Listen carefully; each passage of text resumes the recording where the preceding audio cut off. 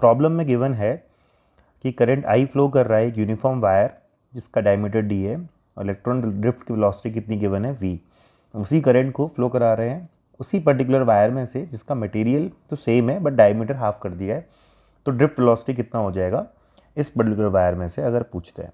तो इसको आप ऐसे सॉल्व कर सकते हैं, जैसे यहाँ पर आप देखें तो वायर्स दोनों सेम है, मटेरियल सेम है, तो करंट आई का जो फॉर्मूला यूज़ करेंगे दैट इज़ NEAVD।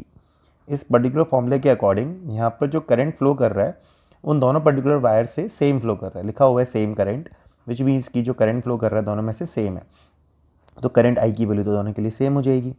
देन फिर जो स्मॉल एन है उसको भी मैं सेम लिख रहा हूँ। उसका रीज़न क्या है, क्योंकि मटेरियल सेम है। मटेरियल अगर सेम होता है तो चार्ज की जो डेंसिटी होती है या चार्ज कैरियर्स की जो डेंसिटी होती है या इलेक्ट्रॉन डेंसिटी होती है वो सेम रहती है। यहाँ लिखा हुआ है जैसे सेम मटेरियल, तो मटेरियल सेम होने का मीनिंग क्या है कि चार्ज डेंसिटी या चार्ज कैरियर्स की डेंसिटी का सेम होना।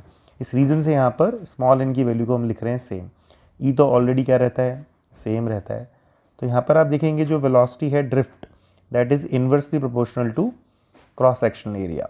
तो V D is inversely proportional to cross sectional area, तो क्रॉस सेक्शनल एरिया का फॉर्मूला होता है pi R square. So basically V D is inversely proportional to R square.